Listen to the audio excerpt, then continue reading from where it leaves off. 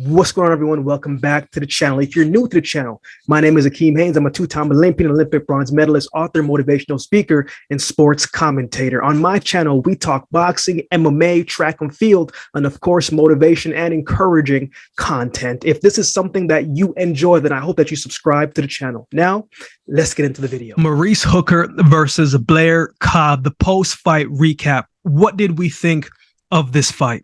This was an interesting fight because this was not the Maurice Hooker that we are accustomed to and not the Maurice Hooker that we know, right? This just seemed like he was off. And as the commentary was going on, they were saying that he lost one of the mother figures in his life, right? And there's a lot that goes with that.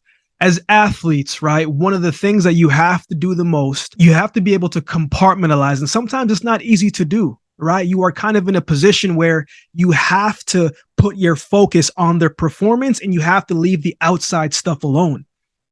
But from what I was hearing, from what the commentary was saying, they were saying, man, he was on the treadmill and he was starting to break down. He was in the hotel running around trying to lose weight. These are all things that played into this fight. These are all things that we saw in the performance of Maurice Hooker. He wasn't able to compartmentalize what was going away from the ring. And as we break down this fight a little bit, I just want to say how hard it is to be able to flip the switch on and to flip the switch off. It's not an easy task to do. I'm not making any excuses for Maurice Hooker, but I understand how hard it can be. Let me give you a quick example. 2016, I was at the Olympic Games myself, and I was getting ready for the Olympic final in the men's 4x1. And a night before, I spoke to a friend of mine who was in the hospital. And he was in the hospital and he was passing away from cancer. And there was nothing that I could do about it. And it bothered me all night. I didn't get a good night's sleep. My mind wasn't in it. But I knew that I had to do a job. I knew that I had to get out there and help my teammates. And we did end up winning a bronze medal. But it was very hard for me to be focused, even though my mind was elsewhere, right? So it does play a big toll. Now let's talk about the fight. Man, I did not expect Blair Cobbs to come out as explosive as he did, as ready as he did that first round. The first round knockdown was very surprising.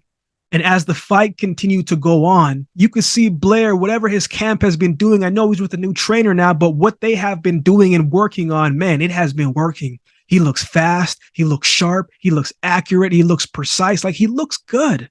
He looks like someone who avenged the loss, went back, watched the tape, went back, dealt with that feeling and said, you know what? I don't want to deal with that again. I have to change some things. And that is exactly what he did. He looked very good. I have never really seen him this fast and this locked in and zoned in on the fight before. Usually he's kind of joking around a little bit in the ring and showboating a little bit. And he did do that a little bit, but you could see he came in a different demeanor. Blair Cobbs has all of the skills, all of the talents, but for me, watching his previous fights, it's just been the focus. It's just been him locking in. And this is exactly the performance that I think that he needed. And if this is the Blair Cobbs that we are going to continue to see moving forward, man, it puts him in a good shot. And it puts him as a contender against some of the best in that division. Maurice Hooker did not get into this fight. He didn't look like his head was there. It didn't look like he was mentally in it. And when you're not mentally in something, it's only a matter of time before your physical body takes you out of it, right? So in this fight, he didn't look sharp. He didn't look fast. He looked a little bit slow. He wasn't doing much movement. He just didn't look like the version that we are accustomed to. And nothing changed throughout that fight. Yeah, he picked up a little bit of momentum towards the 5th and the 6th round, right? Maybe because of the head clash and he saw blood and he saw opportunity to take advantage of that, but he didn't really make any adjustments to seize that opportunity. It just looked like he was there, but he wasn't there. Like, physically, he was there and he was throwing some shots and he did land some good shots on Blair Cobbs. Look at his face. His face was beat up a little bit, but it just wasn't the version of Maurice Hooker that we know. And he just looked a little bit uninterested. But I really have to say, I really think it's because of the away from the ring stuff that bled over into the ring. And he just was not in it from the jump. I don't think he was mentally in this fight.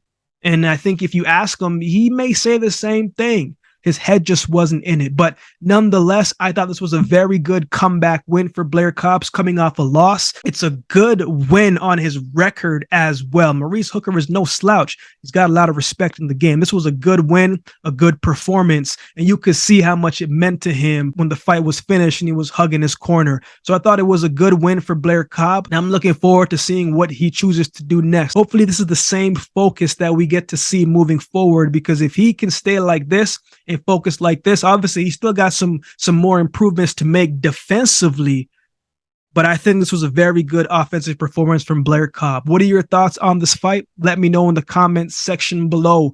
What do you think Maurice Hooker should do next? What do you think Blair Cobb should do next? Who would you like to see them in the ring with next? I think Maurice Hooker needs to take some time off and really grieve the loss and just get himself recalibrated before he chooses to come back inside the ring. It's never a good situation when you lose someone you love and you lose someone that's close to you. So my heart goes out to them. But let me know your thoughts in the comments section. If you would like to support the channel, there's a couple ways that you can do so. You can like, comment, share, subscribe to the channel. If you would like to support the channel by way of donation, you can find options in the description below. Also, my Cash App handle will be on screen as well. Any amount goes towards the growth of this channel and will be greatly appreciated. Also, on Monday and the following Monday, we have 2 boxers coming on the podcast that's going to drop on Monday. You're really going to enjoy these next 2 episodes. One is an up-and-coming prospect who was on the Artur Beterbiev and Joe Smith card, and the other one, let's just say his family's very respected inside the sport of boxing, and I think he can be a world champion one day. But tune in to the podcast Unscripted with Akeem Haynes on Monday to see who it is. So with that being said, definitely subscribe to the channel, and we'll see you next time.